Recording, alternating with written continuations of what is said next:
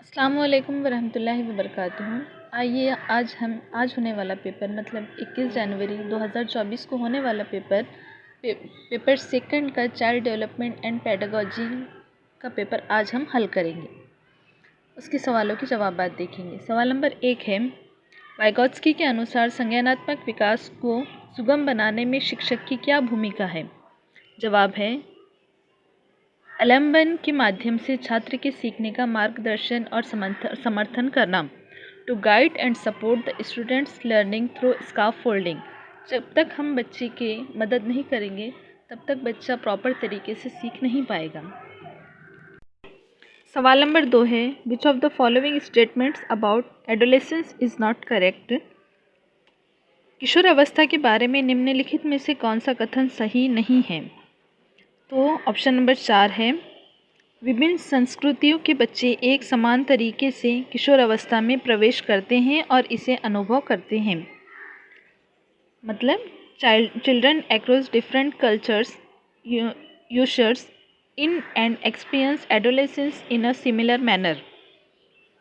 सवाल नंबर 3 है, Sujata participates eagerly in the dance competition only because she is interested in winning the first prize of cash. Sujata को नृत्य प्रतियोगिता में केवल इसलिए उत्सुकता से लाभ लेती है क्योंकि वो नकद का प्रथम पुरस्कार जीतने में रुचि रखती है। ये एक बाहरी अभिप्रेरणा है, इसलिए बाहरी रूप से ये प्रेरित है।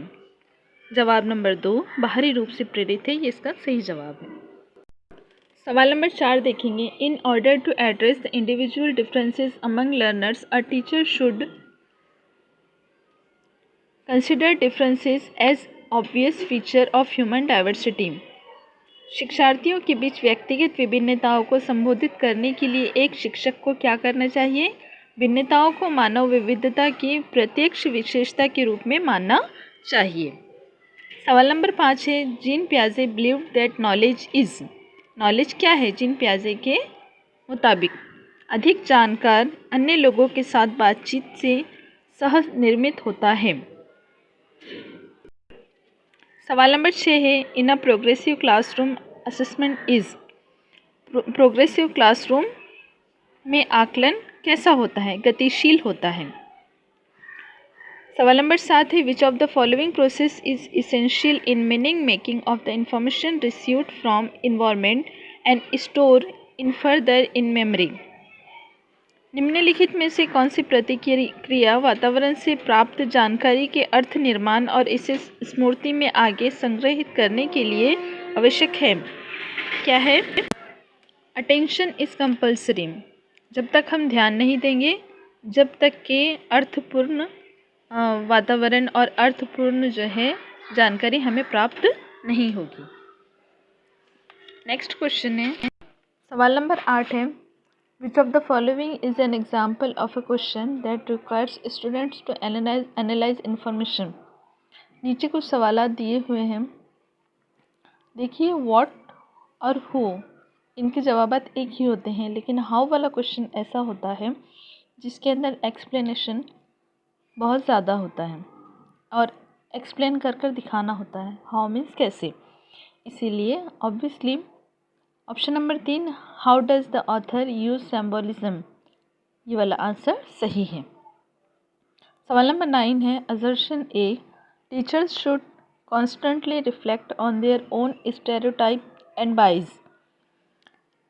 रीज़न आर है, culturally responsive teaching means that teachers are reflective. Choose the correct option. पहला भी सही है, दूसरा भी सही है, और assertion का जो रीज़न है वो भी सही है, इसलिए ऑप्शन नंबर फर्स्ट ए और आर दोनों सही हैं और ए आर की सही व्याख्या करता है। सवाल नंबर 10 है, the central argument of Carol Gilligan's critique of Kohlberg's theory of moral development is around. इसका सही जवाब है देखभाल की नैतिकता और नारीवादी दृष्टिकोण, ethics of care and the feminist perspective. सवाल नंबर 11 है, assertion A, learning from real life problems and concrete experience gives the children multiple pathways for learning and retrieving information. Reason are development is relatively orderly and sequential. इसका option number first सही है। ए और are दोनों सही है और A R की सही व्याख्या करता है। सवाल number 12, dyslexia is a blank condition which impact learners ability to blank. Option number 2 सही है कि neurological link sounds with symbols. जब तक बच्चा डिसलेक्सिया की जिसको प्रॉब्लम रहती है उसको पढ़ने में बहुत ज़्यादा तकलीफ़ होती है, इसीलिए वो न्यूरोलॉजिकल और जब तक कि साउंड को और सिंबल्स को कनेक्ट नहीं कर पाएगा तब तक वो कुछ सीख नहीं पाएगा। सवाल नंबर 13 है, a middle school teacher wants to enable meaningful learning by helping students make connections between concept and real world applications. Which of the following activities would be an appropriate pedagogical strategy? Option number 4 is right.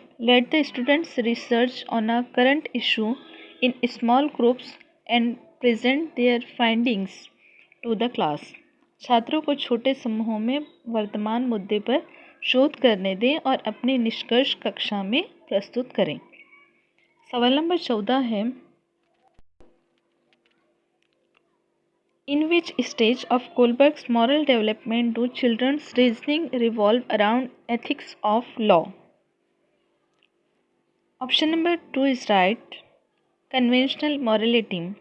बच्चा जब conventional stage के अंदर आ जाता है तो उसके अंदर एक फर्माबरदारी की जो महारत है वो डेवलप हो जाती है, मॉरल डेवलपमेंट उसके अंदर आ जाता है। सवाल नंबर 15 है, which of the following does not exemplify an inclusive classroom. निम्नलिखित में से कौन एक समावेशी कक्षा का उदाहरण नहीं है? Option number D is right. प्रतिस्पर्धी लोकाचार को प्रोत्साहित करना, इंकरेजिंग कॉम्पिटिटिव इथॉस। सवाल नंबर 16 है, work in progressive portfolios are an effective tool for formative assessment because. रचनात्मक मूल्यांकन के लिए कार्य की प्रगति को दर्शाते पोर्टफोलियो एक प्रभावी प्रणाली है क्योंकि। Option number D is right, A B and D. Question number 17, which of the following describes a mastery goals orientation? Option number 2 is right. Focus on improving one's skills and understanding of a task. किसी कार्य के लिए अपने कौशल और समझ को सुधारने पर ध्यान देना, यह हमारा राइट आंसर है। क्वेश्चन नंबर 18 है, which of the following best describes the role of the teacher is in progressive education? निम्नलिखित में से कौन प्रगतिशील शिक्षा में शिक्षक की भूमिका का सबसे अच्छा वर्णन करता है? Option number 2 is right. शिक्षक बच्चों को प्रयोग करने के लिए विविध सामग्री प्रदान करता है और आवश्यकता पड़ने पर आलम्बन प्रदान करता है। The teacher provides diverse materials for children to experiment and provides scaffolding as and when required. Question number 19 है, asking critical question such as how much and in what ways are various gender represented in textbooks and media would encourage. पाठ्यपुस्तकों और media में विभिन्न gender का प्रतिनिधित्व कितना और किस तरीके से किया जाता है जैसे महत्व प्रश्न पूछने से किसको प्रोत्साहन मिलेगा? ऑप्शन नंबर 1 है, जेंडर रूढ़ियों पर सवाल उठाना। सही बात है, मीडिया के अंदर ये सवाल उठाना मतलब क्वेश्चनिंग जेंडर स्टेरियोटाइप, यानी जेंडर रूढ़ियों पर सवाल उठाना, ये हमारा सही जवाब है। क्वेश्चन नंबर 20 है,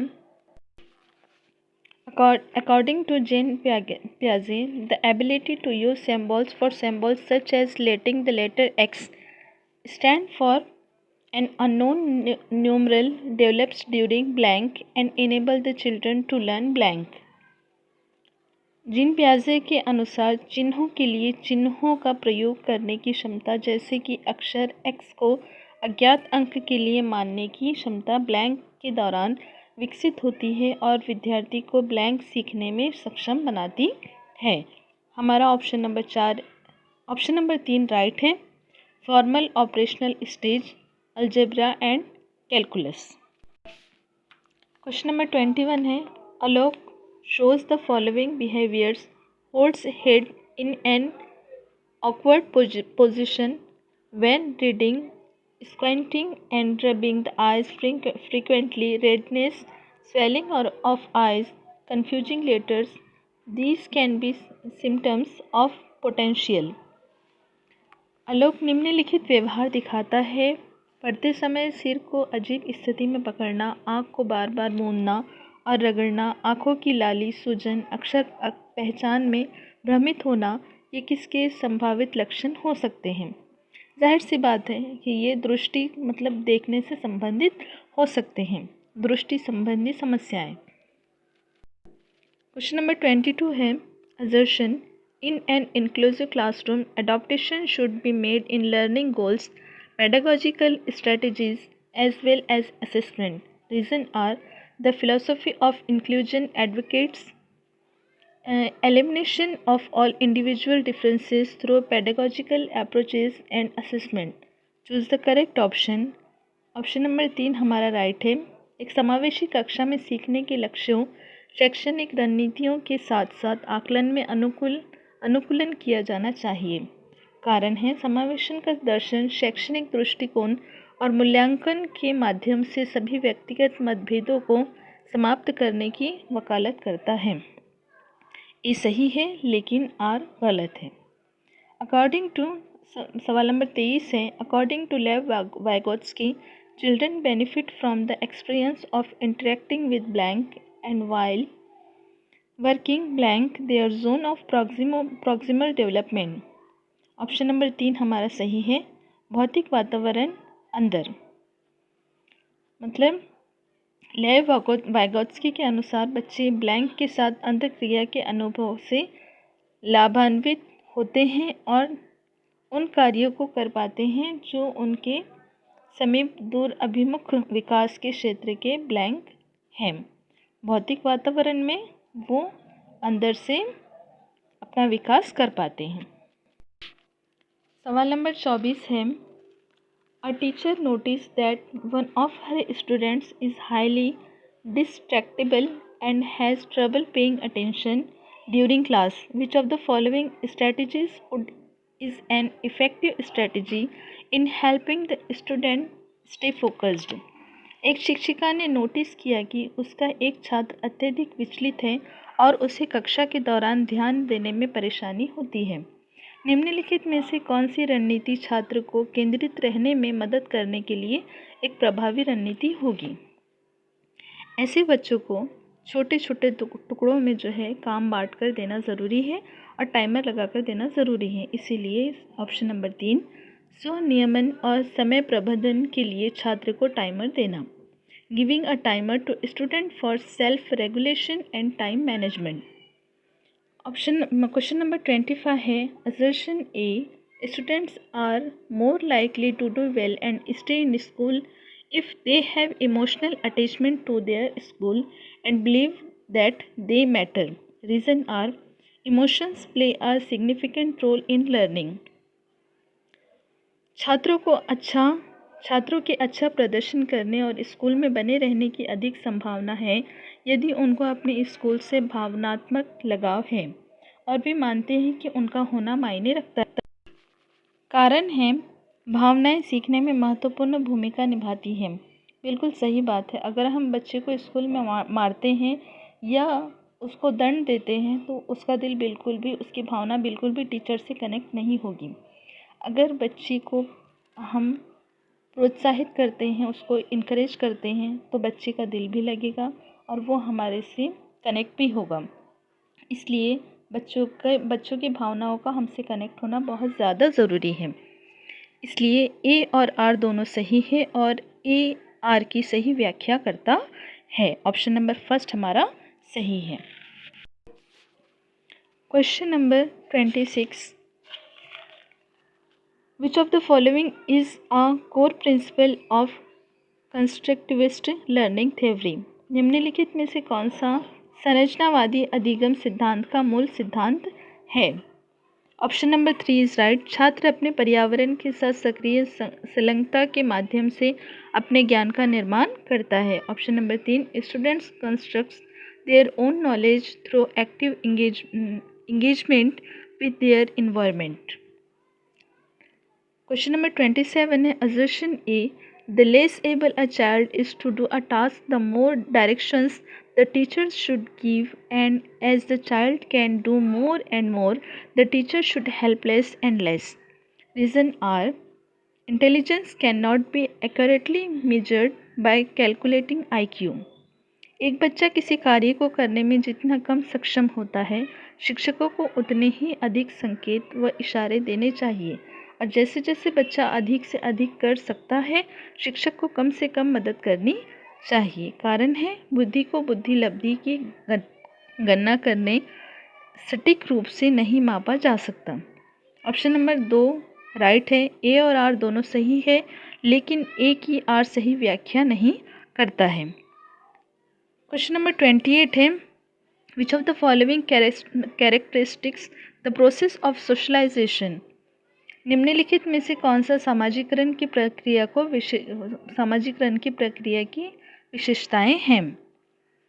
ए है ये एक रेखीय प्रक्रिया है, बी है ये एक जटिल प्रक्रिया है, सी है ये एक बहुआयामी प्रक्रिया है, डी है ये विभिन्न संस्कृतियों में विशिष्ट रूप से होती है। ये जो है प्रक्रिया है सामाजिकरण की, ये रेखी तो बिल्कुल भी नहीं है, लीनियर प्रोसेस तो बिल्कुल भी नहीं है, इसलिए option number 3 B C D हमारा राइट आंसर है। क्वेश्चन नंबर 29 है assertion A there is no objectively definable moment when a child enters middle childhood और adolescence. Reason R development is continuous in nature. अभिकथन है वो कोई उद्देश्यात्मक निश्चित क्षण नहीं होता जब कोई बच्चा मध्य बाल्यावस्था या किशोर अवस्था में प्रवेश करता है। कारण है, विकास प्रकृति में निरंतर होता रहता है। इसलिए ऑप्शन नंबर फर्स्ट ए और आर दोनों सही है, और ए की आर सही व्याख्या करता है। ये हमारा राइट आंसर है। क्वेश्चन नंबर 30 है An elementary school teacher can strongly influence students' development of academic self-concept by। एक प्रारंभिक विद्यालय का शिक्षक छात्र के शैक्षणिक आत्मसंप्रत्यय के विकास को दृढ़ता से प्रभावित कर सकता है। Option number 3 is right. Rewarding autonomy and initiative in student. छात्रों में स्वायत्ता और पहल को पुरस्कृत करना, ये हमारा राइट आंसर था। सो प्लीज़ आपके आंसर्स रीचेक कीजिए और देखिए कि आपने कितने आंसर सही लिखे हैं। जज़ाकल्लाह, अल्लाह हाफिज़।